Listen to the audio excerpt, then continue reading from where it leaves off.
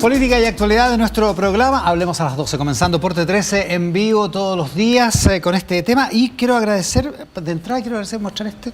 Esto se llama El Cabrito, un libro de Juan Luis Salinas, que es periodista, trabaja en el Mercurio, es coordinador editorial de la revista Ya, y ha publicado este libro en la editorial La Pollera. Dice acá un relato estremecedor y lleno de ternura. Lo acaban de mandar, así que no lo he visto, ni lo he ojeado, pero acaba de llegar Quique Mujica. ¿Cómo está? Muy bien, bonito el libro. Además, muy bonita la edición. Sí, así que muchas gracias a la gente de La Pollera y a Juan Luis Salinas por mandarlo hasta acá. Quique, el análisis político de la semana. Bueno, estamos como en esta ceguera de encuestas, que es una ceguera media parcial, porque igual ya anda circulando una encuesta y probablemente circulen más en los próximos días. Pero donde más o menos el panorama está parecido a como quedó con la última publicación de encuestas. Esto es con Johannes Kaiser arremetiendo, por ahora en el tercer lugar, según la mayoría de las encuestas que se publicaron, pero eventualmente amenazando la situación de primacía que tenía en la derecha José Antonio Kast. Sí, me ha pasado en el último tiempo que estoy más ansioso de saber los resultados por la encuesta que por los resultados mismos. ¿De qué encuesta le va mejor? Sí. Es como hay tanta divagación en torno de la encuesta, hay tanta disputa entre los mismos encuestadores. Precisiones van, hoy día sacaron un comunicado la asociación de... Sí, eso te iba a leer. De encuestas, porque ha habido divergencia en las opiniones, pero como dices tú, la tendencia es Jara primero, Kast segundo, Kaiser tercero, Matei cuarto, Parisi quinto, muy abajo los otros tres, muy abajo. Y tengo mis dudas, siempre la he expresado, del voto obligatorio. Tengo mis dudas porque no sé cuán subrepresentados pueden estar cada uno de los candidatos en eso. Según el comando Matei, las encuestas han fallado y pueden fallar, y esa es la principal, más que confianza, esperanza que tienen de que este escenario que crea la encuesta no sea el final, el de la elección misma, que ahora, es la encuesta. Hablemos un poquito de esto. En la asociación, en la declaración pública que la sacaron ahora en la mañana. En la mañana me llegó. Sí. La Asociación de Investigadores de Mercado y Opinión Pública manifiesta su preocupación por recientes publicaciones que comparan encuestas de intención de voto sin respaldo metodológico suficiente en sus análisis, los que pueden inducir a interpretaciones erróneas, confundir a la opinión pública y afectar la reputación de la industria de encuestas de opinión pública. Así está el panorama. ¿No se menciona a quién se refieren? No dicen. No lo dicen. Pero sacando esta declaración sabemos, y por reporteo y porque lo hemos escuchado, que hay divergencias entre algunas encuestas y la Cosa Nostra. Esa es como la grieta principal, digamos. Claro. La Cosa Nostra, esta encuesta Alberto Mayol, que es la única que da a Jara en primer lugar. No la única, todas dan a Jara en primer lugar. El segundo, el tercero y el cuarto, el que varía en la encuesta de Mayol. Aparecen Matei y Kaiser empatados en segundo lugar y Kast más abajo en tercero. Y ahí se ha hablado del triple empate, que Republicano dice que triple empate. No hay ningún triple empate. Claro, primero Alberto Mayol habló de triple empate y en la última encuesta lo que dice es no hay triple empate porque Kast queda en cuarto lugar. Claro, digamos. Y es la única que tiene ese número. Claro, es la más disruptiva en ese sentido. Puede ser un batatazo o un batacazo, como se dice, o un error superlativo. Yo precisaba así, ojo, que mucha gente no sabe esto, cuando dicen que la encuesta miente, la encuesta están compradas. Los señores de la encuesta, su gran mayoría, viven, no de la encuesta presidencial, viven y ganan plata con muchas encuestas. Y estas encuestas presidencial, que son las más visibles, porque las encuestas sobre el champú, el helado, el sándwich, la felicidad de los chilenos se ven menos. Claro. Estas encuestas les permiten a ellos validarse en buena parte en el mercado. Como buenos investigadores de opinión pública.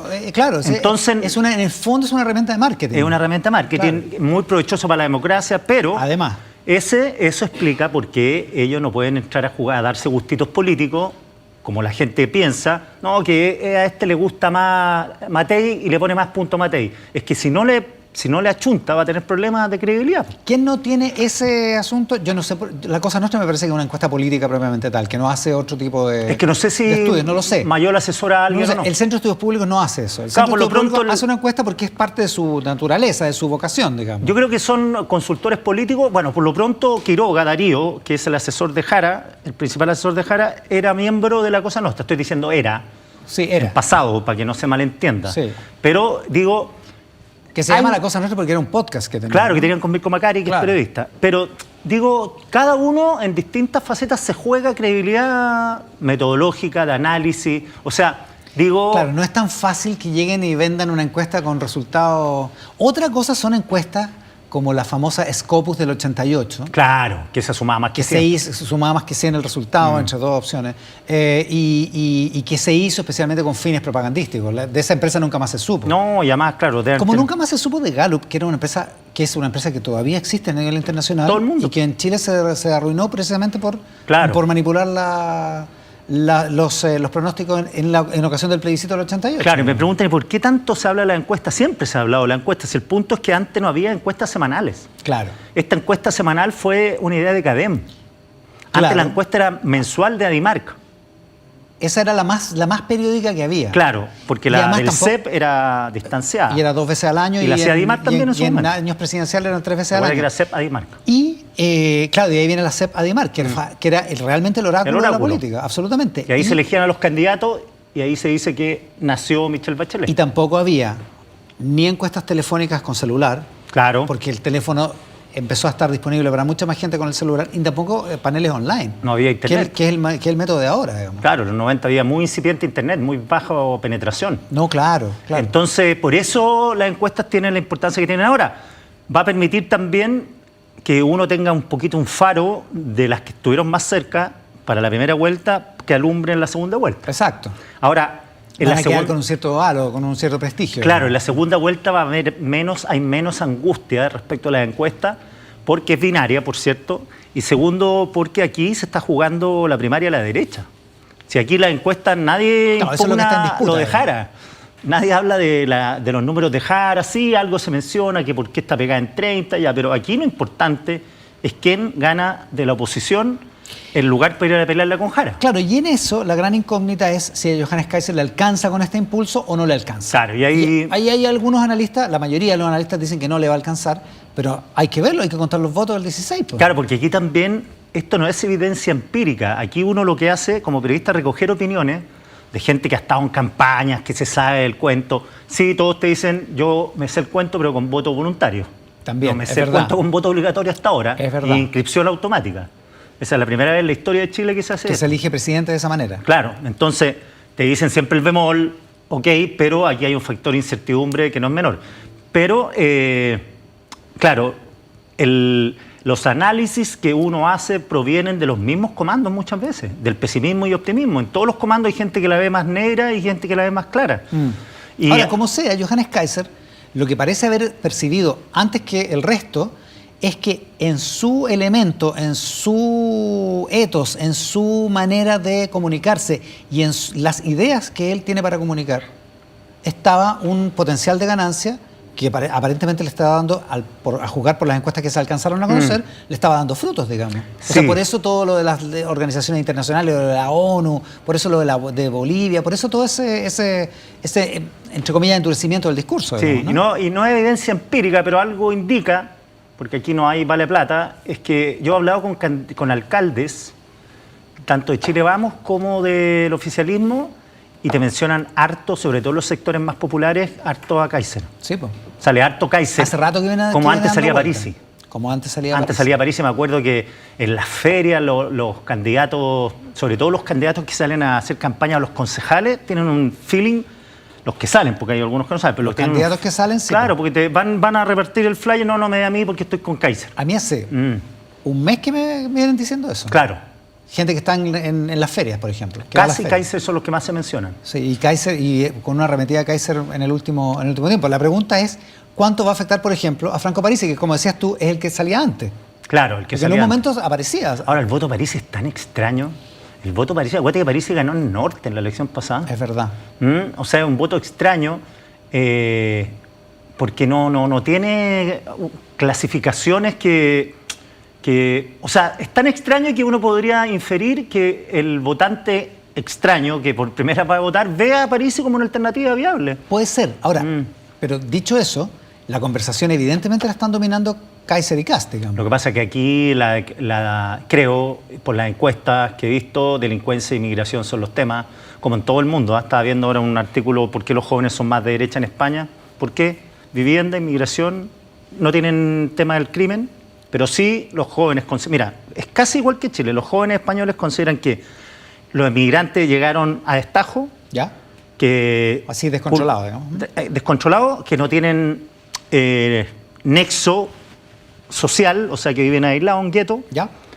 que el Estado los trata mejor que a los españoles, lo mismo que acá, y que aumentan el desempleo, porque ellos se llevan los quedan trabajos. los trabajos Claro, que si no porque harían los españoles. ganan menos, entonces... Y que ocupan las viviendas. Ya, el ocupa la vivienda.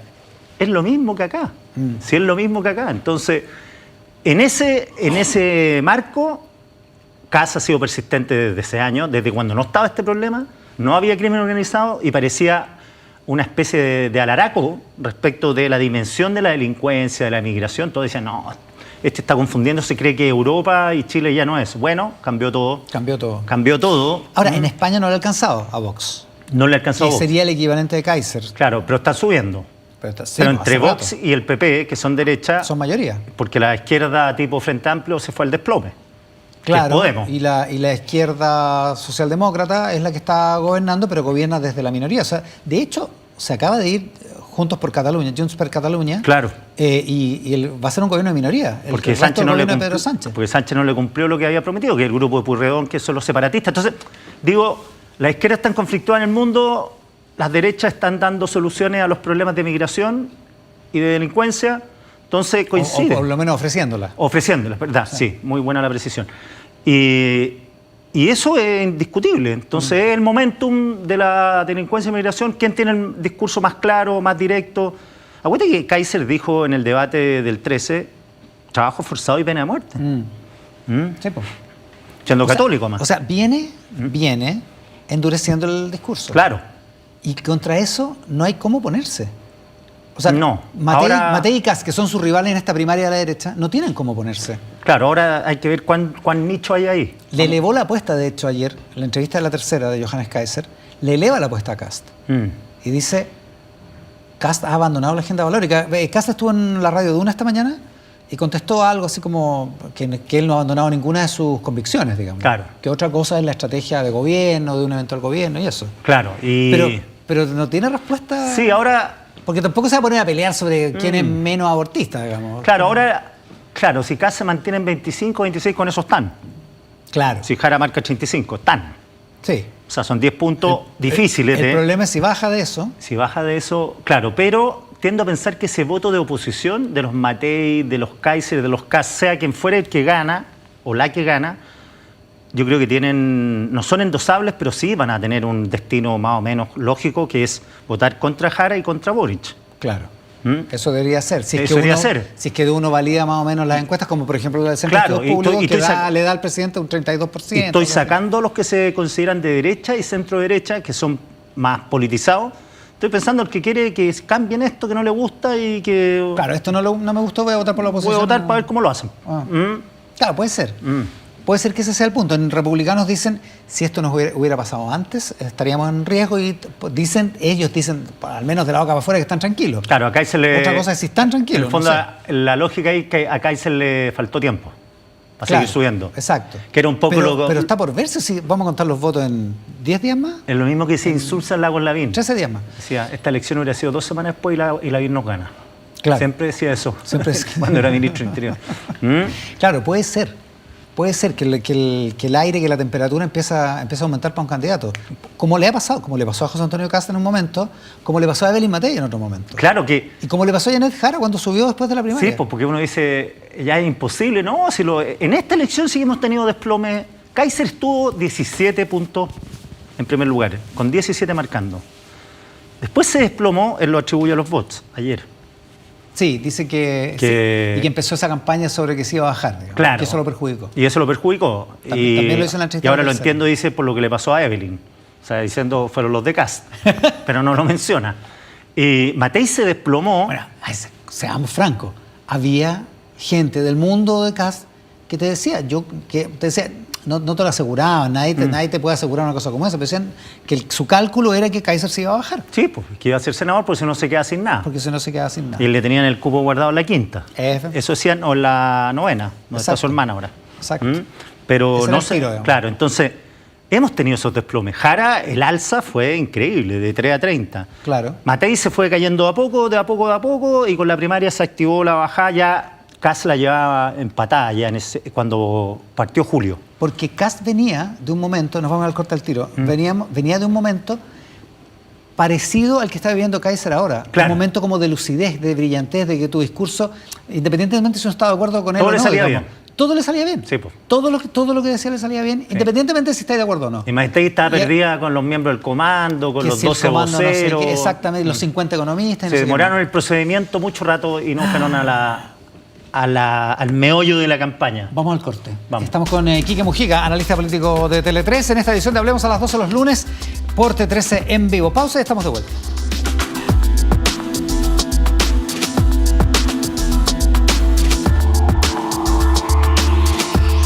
Ya volvemos con Hablemos a las 12 con Iván Valenzuela.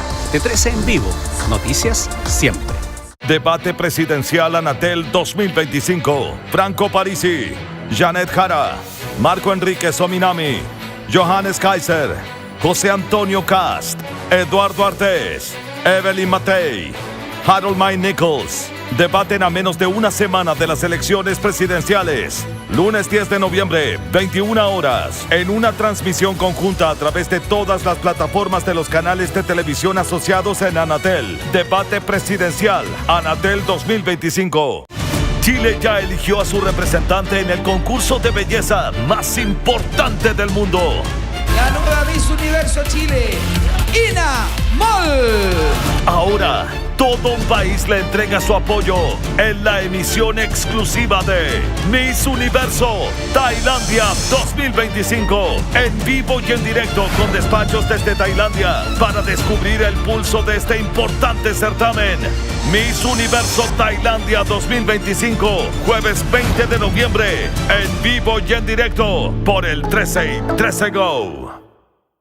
Llegó el 11 del 11 a Mercado Libre. Esta semana, set de juego 3 en 1 a solo 75.990 pesos. Aire acondicionado Aiwa a solo 542.990 pesos. Desmanezadora Daiwa a solo 104.990 pesos. Mercado Libre. ¡Que parta la minga! Casa, reconcha. ¿Y qué tal? Seguimos haciendo este programa que amamos. Porque esto es... Lugares que hablan, temporada 13, sábado 8 de noviembre, después de Tele 13 Central, por el 13, 13C y 13 Go. Siempre hay un chileno. Siempre hay un chileno. Todos los sábados, después de Tele 13 Central, por el 13 y 13C. Llegó el 11 del 11 a Mercado Libre. Esta semana, set de juego 3 en 1 a solo 75.990 pesos. Aire acondicionado Aiwa a solo 542.990 pesos. Desmanezadora Daiwa a solo 104.990 pesos. Mercado Libre. Porque finalmente tú tienes el poder de elegir. Tú decides 2025. Elecciones presidenciales y parlamentarias. Domingo 16 de noviembre, desde las 6 de la mañana y durante todo el día, por todas nuestras plataformas. Tele 13, el poder de votar informados. Luego de una dura competencia, conoceremos a los dos duelistas. Descúbrelo hoy en Mundos Opuestos. Domingo a jueves, después de Tele 13 Central, por el 13 y 13 Go. Sigue con Hablemos a las 12 con Iván Valenzuela. T13 en vivo. Noticias siempre.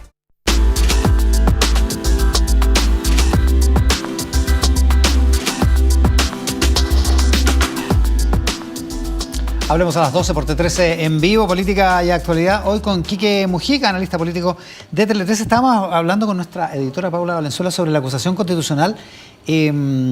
Los plazos, tan difíciles, tan apretados, pero los plazos podrían dar como para que se vote. Depende un poco del presidente de la comisión, de Jaime Mulé, del diputado Jaime Mulé. Tiene un tema que yo creo que tiene ganas de... aunque él dice que no. Él dice que no. De que se evacúe de la comisión el jueves 13. Sería bien rápido, sería una tramitación bien rápida en la comisión. pero podría pasar, y si se evacúa el jueves 13, es obligatorio votar el viernes 14. Esto es 2 días antes de la elección. Claro, ya hay diputados que se han manifestado del oficialismo que van a votar a favor de la acusación. Ya son como 20, ¿no? Sí, pues son como 20, porque están haciendo campaña. Es que, bueno, es lo que perjudica... Claro. Es lo que perjudicó al juez Ulloa Claro, en porque la si Cámara esto fuera el la semana 18, pasada. yo creo que muchos diputados dirían ahora que van a votar a favor y después anulan, ¿no? Perdón, se abstienen, o no van a la sala. Claro. Y ahí ya cumplen con dejar contento al oficialismo y dejar contento a su electorado. Ahora se aprueba con la mayoría de los diputados presentes. Claro. En el caso del exministro Pardo. Lo que pasa es que hay algunos que han sido militantes de la favor. Erika Edo dijo, a mí me da lo mismo que lo voten antes, después voy a votar a favor sí o sí. Pamela Giles, René Alinco, estoy pensando no en la derecha tradicional, el diputado Araya del PPD. Que son los votos que, en el fondo, la cantidad de votos que le faltan a la derecha, a la oposición. Claro, el diputado Yarzo, que era Partido de la Gente, también dijo, yo voy a votar, sea cuando fuere, voy a votar a favor. Candidato radical. Claro, entonces están en campaña y uno de los temas debe ser en la feria, lo mismo que estamos hablando. Hoy nos estafaron con la luz, su gobierno, no, yo voy a achacar a este gallo, voy a votar a favor de la acusación. Claro, y da la impresión de que en algún momento, al menos en el primer momento en el gobierno, no se calibró bien que esto era un escándalo muy mayor desde el punto de vista, no tanto de la plata, porque técnicamente no es tanta plata en comparación con el volumen del negocio, claro. Se entiende, porque es harta plata, pero en comparación con el volumen no es tanto, pero es muy enojoso, muy odioso, sí. como tema para la gente. Sí, el abogado Francisco Cox dio la entrevista ayer en La Tercera y me pareció... no sé si es la tercera o no, pero me pareció sensato al decir que esta era el escrito que habían presentado el Libelo era el más débil de todos, por lejos, pero políticamente era la más difícil. Era la más complicada. Por el contexto de la elección. O sea, piensa lo que pasó con el juez Ulloa, que se supone que tenía hartos santos en la corte, no sé qué. Hubo 141 votos en corte, se fue una goleada, pero... No, una masacre. Gigantesca. Y en el Senado no le va a ir demasiado mejor, digamos. Claro, entonces...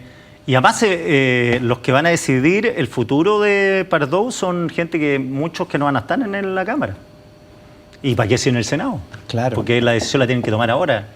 Claro, efectivamente. Ahora, hay un asunto procedimental que tampoco se va a ver muy bien, ¿eh? Si es que se vota después de la elección. De la primera vuelta. De la primera vuelta. Recuerda que en la Cámara hay sesiones lunes, el 17, el 18, el 19 y el 20 está citada la Cámara para tratar el presupuesto, que es una cuestión insoslayable. Y al mismo tiempo la obligación constitucional es que, evacuado el informe de la comisión, se tiene que citar al día siguiente la sala de la Cámara a votar la acusación.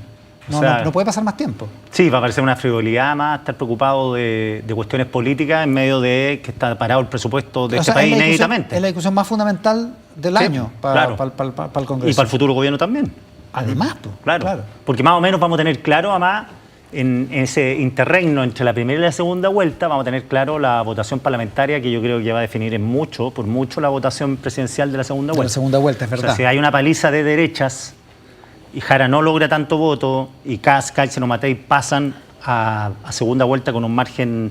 Con menos de 10% claro, de casi listo que la derecha va a llegar a la moneda nuevamente. Pues tiene sentido, tiene sentido. Ahora, el punto es que le haría bien a la Cámara evitarse ese pasón y hacerlo antes de las elecciones. Claro. Porque yo creo que el cómputo de votos no va a cambiar demasiado. No, yo tampoco. O sea, puede cambiar en el guarismo, pero a favor o en contra de Pardo va a ser más o menos lo mismo. Sí, además algunos se pueden dar el gustito de abstenerse, no ir si el margen ya está jugado.